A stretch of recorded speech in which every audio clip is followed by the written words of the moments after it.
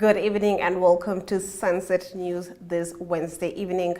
In this half hour, we bring you the latest news stories from the community, economic updates, tomorrow's weather, as well as the latest from the sporting world. I am Glenora Shipura. In the news tonight, census update. Namibia's Statistics Agency, NSA, held an update conference today in an effort to inform the nation about the progress and standings of the enumeration process. So far, 94.5% of the households have been enumerated, with the remainder to be completed in October 2023.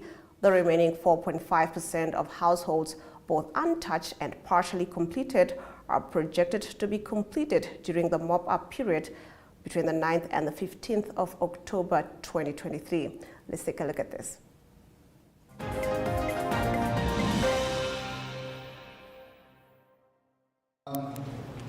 Madam from Fomante, how many people were arrested?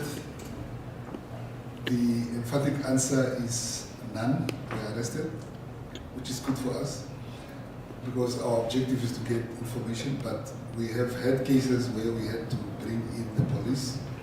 The case that was referred to about the video, we have our legal team that went up to that place, and we serve them a notice that if they continue to refuse, then we will have to make a police case, they will get arrested. Once they are found guilty, then the court will pronounce themselves whether they will get a fine of $50,000 or they will get 5 years imprisonment or both.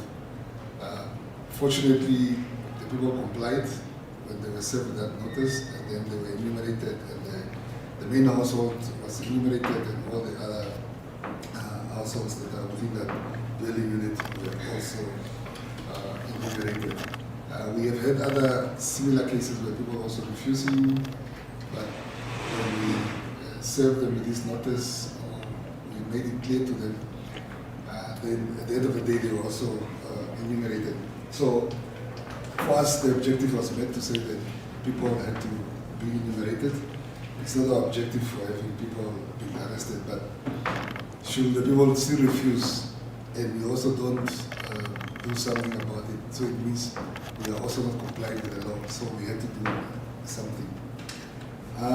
The second question was, how will we ensure that the rest of the 5% that is remaining are counted?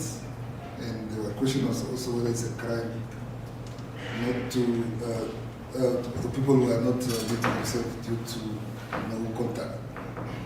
I think the last part of that is that it is a crime because you are refusing to be enumerated.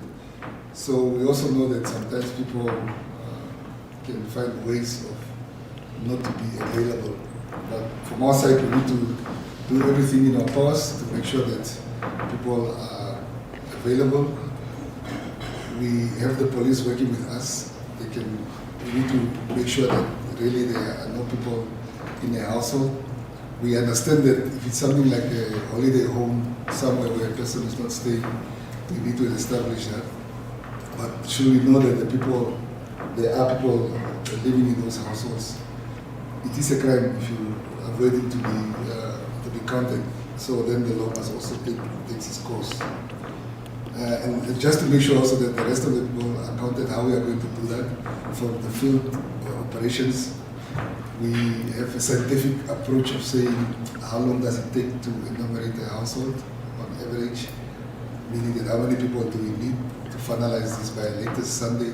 So those teams are in place just to make sure that we are going to have everyone counted. And that's our objective, to have everyone counted.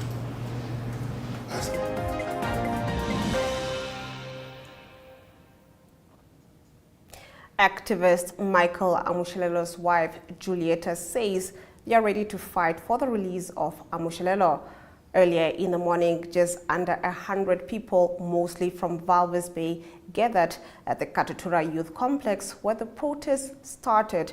Amushilelo has been in police custody just over 7 months after an unlawful protest against unemployment in March. Elizabeth Kiebes reports.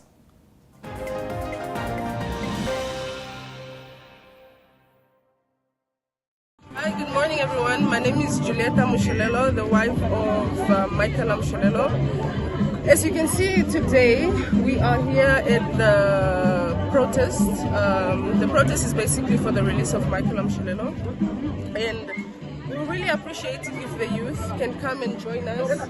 As you see, most of these people that are here are actually from Walvis Bay. We are still waiting for the Windhoek people to show up.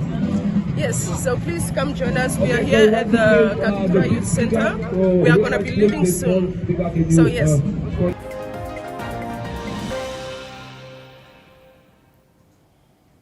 In our next story, in what can only be described as smelly and an eyesore, for over a decade, Rundu Town Council has failed to deal with the sewage issue in its Donkerhoek location. As seen in this video, this has been the scene for residents of the town and that they witnessed for the past few months, and nothing has been done to rectify the issue. Everyday learners and other community members who use this road have to endure the horrible smell. Motorists have also complained that the pool of sewage on the road makes their cars dirty, and when one arrives at a destination, the awful smell had tagged along. According to the town CEO, Olavia Nathaniel, the matter will be attended to as the pipes are procured but are yet to be delivered. You can read more on this story in tomorrow's Namibian Sun. Now moving on to our next story. President Hage Geingob on Wednesday made a familiarization visit to Clean Energy Solutions, Namibia's recently commenced construction of a refueling station with on-site green hydrogen production on the outskirts of Walvis Bay. Now, during the visit, Geingob engaged and interacted with various project stakeholders who play a crucial role in the realization of Namibia's green industrialization agenda. ONL's Group's Innovation Manager and Clean Energy Solutions Namibia's A.K. Crafty tells us more. Let's take a look.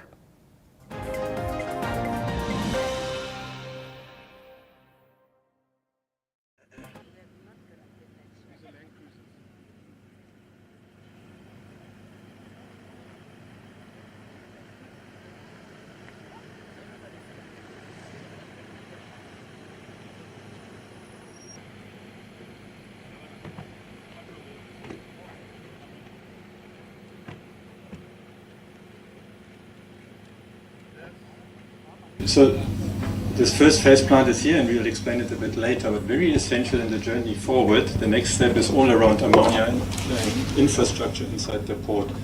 What we really want to do there, and we are already in discussions and cooperations with Namport. We have reserved land there, and it is our intention to invest and build and construct ammonia storage facilities there. Also very crucial to this, we are in discussions with NAMCO. We really are talking to each other and trying to work out how best to cooperate to go from the storage facility onto the liquid jetty. This phase is really essential in the journey forward, and it's about $200 million investment on its own. Then in the phase 3, which is then to the right, this is all about then the very serious commercial upscaling of the fuel production itself. And here we have different sites in mind. So Arandis will play a key role in this. Here at Arandis we will invest in gigawatt scale of energy renewable generation and the hydrogen production. Right next, adjacent to this site, we will build up the ammonia production facilities. And from here, the ammonia needs to go to the storage facility in the port, and from the storage facility on the liquid jetty. This phase is around $2.7 billion. Maybe on a geographical description here, we can move here. And then from the ammonia production, we need to go inside the port for the storage facility, and from the storage facility onto the liquid jetty. So, while this maybe non-commercial part that we are showing you just now is maybe small, but it's a very significant step to unlock the journey going forward to realize this big picture. So maybe with that we good to go.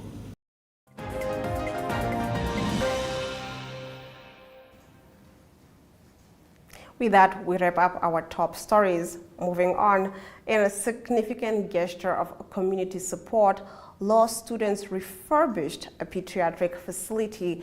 We tackle this story in our story of the day after the break. Welcome to My.NA Cars, your ultimate destination for everything automotive.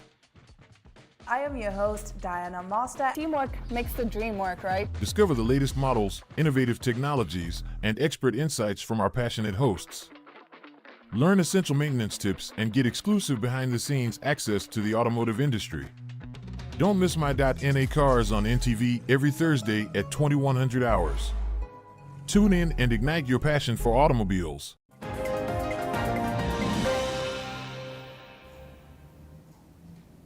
In a significant gesture of community support, Naboth De Celestino, law student and team leader of the hypothetical law firm Cicero & Co., has officially handed over a refurbished pediatric facility valued at 43,000 Namibian dollars, comprising fourth-year LLB students from the University of Namibia. Now, Cicero & Co. undertook the renovation of the pediatric department at the Katutura Healthcare Center. The project aimed to address inadequate health facilities, prioritizing the health and human rights of Namibian citizens. This video is by Jemima Debele. Let's take a look.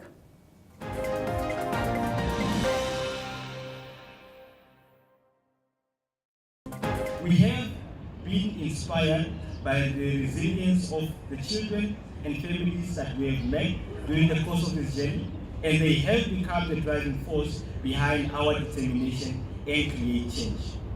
Ladies and gentlemen, I would like to further express my deepest gratitude to every member of Cicero & Co., our mentors, our supervisor, our partners, our sponsors, and every individual who contributed to this particular endeavor. Your dedication and belief in this cause has been the foundation upon which we have built this project. I also want to thank the Ministry of Health and Social Services for their trust, guidance, and cooperation throughout the initiative that is being carried out by Cicero & Co. As I conclude, ladies and gentlemen, as we hand over this item today, we do not merely transfer physical objects, we pass on a symbol of hope, care, and unity. Let this moment serve as a reminder that positive change is possible when communities come together, driven by a shared purpose. Let us continue to work hand in hand, fostering a society where healthcare is not a privilege, but a fundamental right of each and every child. Thank you so much, and let our shared commitment to the well-being of our community guide us into the future filled with compassion, health, and equality. I thank you.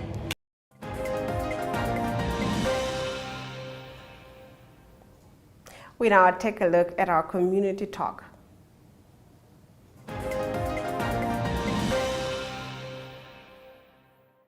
Corruption, SADC Parliamentary Forum, Besser Institute on Governance and World Customs Organization, colleagues from the SADC Secretariat and officers from the Anti-Corruption Commission of the Republic of Namibia, media representatives, distinguished ladies and gentlemen, good morning once again. I'm honored this morning to address you at the opening of this critical workshop. This is the second time a workshop of this nature has been convened after a meeting in Johannesburg, the Republic of South Africa last year. It also gives me an honor and pleasure to stand before you for the first time as the director of the organ. I look forward to interact with every one of you in the future with your sector to consolidate matters of peace and security as well as good governance in the SADC region. Let me start by firstly welcoming you all to this important workshop. Your overwhelming response to the call to attend this workshop demonstrates your commitment to the SADC anti-corruption agenda, precisely the most significant objective of strengthening regional cooperation. Honorable governors, chairperson, distinguished delegates, corruption continues to inflict significant damage to member states' effort to enhance our regional economic and social development. It undermines transparency, accountability, and the rule of law, and it erodes public trust. The nexus between the region's corruption and peace and security cannot be overlooked. If unshaken corruption has allowed conflict and in some cases has been identified as one of the root causes of conflict by diminishing the effectiveness of national institutions and being used as a popular grievance. Our region cannot afford this. Peace and security are central to SADC because without this, SADC cannot achieve the desired goal of advancing prosperity and welfare of the people of the region. And without peace, we will not get investment. Therefore, our collective responsibility is to bring corruption to policy attention and response. Distinguished ladies and gentlemen, the latest regional threat assessment report on the status of transnational organized crime highlights that the largest crime market in Southern Africa is financial crime. Corruption is cited as one of the key enablers of financial crime. Illicit financial flows especially cannot be ignored. It is a crime that our economies cannot afford. And a criminal syndicate are allowed to operate with impunity in our borders. As heads of anti-corruption agencies, your agency's role in coordinating effort to address corruption is very significant and complex because of the cross-cutting nature of corruption. It is demanding that it evolve to all levels of sophistication to match the equally sophisticated method used by the perpetrators. Our nations and citizens has placed hope and expectations on your leadership to effectively apprehend and prosecute the corruption, and in equal measure to always be seen to be doing exactly this, not appear to be doing it. Anti-corruption agencies are called upon to ascertain what efforts are needed, what challenges exist, and how to strengthen and leverage each other, strengthen to enhance regional cooperation. Ladies and gentlemen, for years we have found a situation in which a person or a body having power to supervise or scrutinize the actions of others are not subject to supervision or scrutiny and find themselves committing the same ills they exist to obliterate. This brings me to the question that many ask when you speak about corruption: who guards the guardians in the anti-corruption battle? Article 33 of the United Nations Convention Against Corruption, UNCAC, calls upon state parties to ensure that any legal discretion pertinent to prosecuting corruption is exercised to maximize the effectiveness of law enforcement. And yet, there is evidence that custodians of anti-corruption do not always exercise their discretion in anti-corruption cases in a manner that conforms to these principles.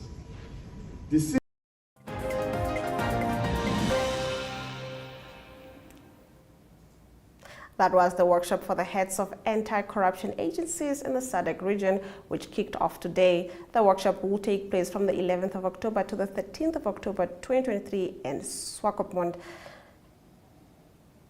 And that was the SADC Director of Organ on Politics, Defense and Security Affairs, Professor Kula Ishmael Talatsene, who elaborated on the effects of the workshop in the fight against corruption. Now, after this short break, we get into your economic news. Do stay tuned.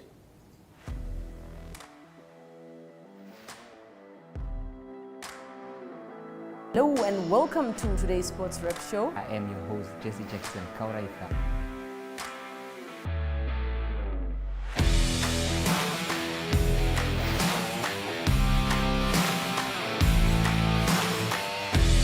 In replay, Namibia, who had won the toss for the first time on this tour.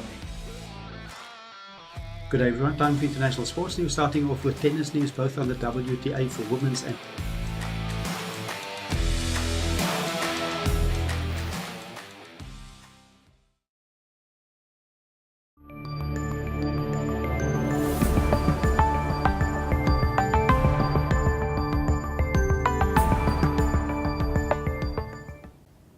Getting into our economic news, the Namibian Stock Exchange, NSX, announced that it has been awarded as the 2023 winner for Best Stock Exchange Management in Africa.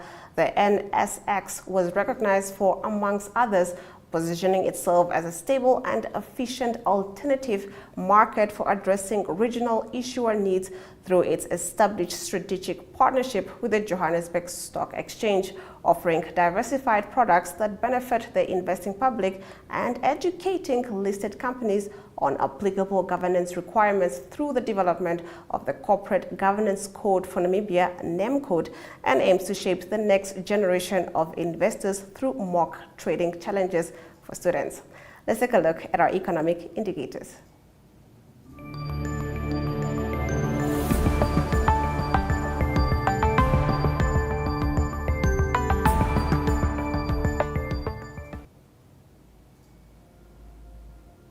The Namibian dollar trades against the British pound at 23.12, against the euro at 19.98.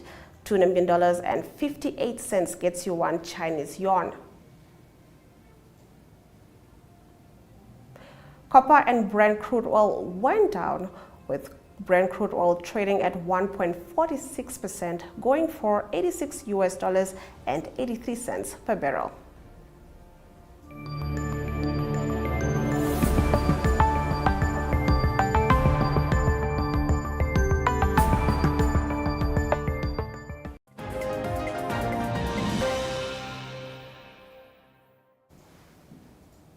Let's get into our international news. Gaza's only power station has stopped working after the fuel needed for generating electricity ran out on Wednesday, Gaza officials said. Gaza is currently without power, the head of the Gaza Power Authority, Galal Ishmael, told CNN. The power plant's shutdown comes 2 days after the Israeli government said it would order a complete siege of the Palestinian enclave, closing off access to electricity, food, fuel, and water in response to the surprise attack launched by Hamas on Israel that killed at least 1,200 people. Now, after this short break, we get into the weather predictions for tomorrow.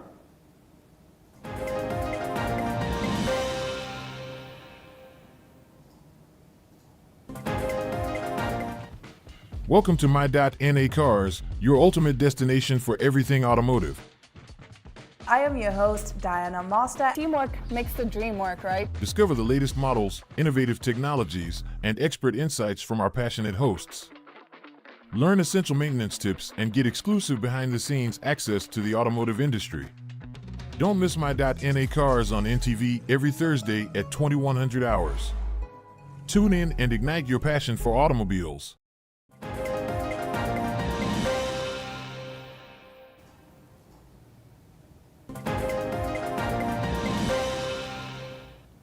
In our weather predictions, Katima Mulilo can expect a minimum of 23 degrees Celsius and a maximum of 41 degrees Celsius. Omaruru can expect sunny weather with a minimum of 15 degrees Celsius and a maximum of 31 degrees Celsius. Henties Bay can also expect sunny weather with a minimum of 12 degrees Celsius and a maximum of 17 degrees Celsius.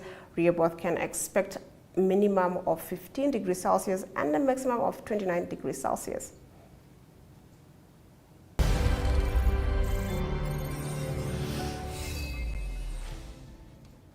Well, good day, viewers. On today's Sunset News, brought to you by Sports Wrap. Well, Flame is ready and gearing to go for the 14th of October as he will be in the ring at Wanderers Sports Club. Without me saying more, he was with us yesterday and this is what he had to say. I'm sure we can all agree that there is no one that is more ready to fight than Flame right now. That's a promise. But Flame, how are you doing, man? I'm doing very fine. How is everything? Nah, I'm okay. Tell us about the 14th of October, man. How excited are you and how excited are you to be in the ring and fight? Man, I think I'm very excited to prove a point that I'm better than everybody. Yeah. Everybody is saying they want to do, they are the better guys. Yeah. And I'm saying I'm the better guy. So I just need to prove to everybody that I'm the man. They know the man. That you are the man. And you will be doing this on the 14th of October. Exactly. Okay, but run us through it. How is the body feeling practice-wise? In what shape are you? Are you ready to fight? Always. I was born already. I've been boxing since I was 6 years old. Since you were so 6. There's nothing new to this boxing now. I think every fight is an experience. And I'm just ready to show everybody that I'm better than anybody else on on the clock. So, okay, now for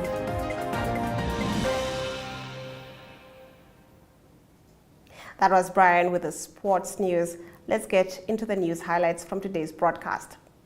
Namibia Statistics Agency, NSA, held an update conference today in an effort to inform the nation about the progress and standings of the enumeration process. So far, 94.5% of the households have been enumerated, with the remainder to be completed in October 2023. Activist Michael Amushilelo's wife, Julieta, says they are ready to fight for the release of Amushilelo. Earlier today, just under 100 people, mostly from Walvis Bay, gathered at the Katutura Youth Complex where the protest started.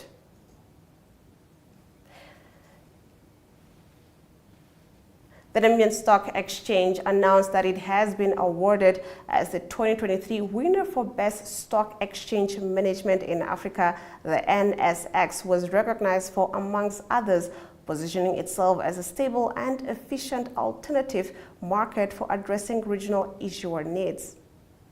And with that, we've come to the end of our broadcast. Make sure you join Sunset News on Facebook, on all the NMH platforms, as well as on our website, oneup2.com. Sunset News screens on DSTV channel 285 and GoTV channel 25 every weekday and Sundays from 7:30 p.m. to 8 p.m. I am Glenora Shipura, and this has been Sunset News. Don't end your day without us.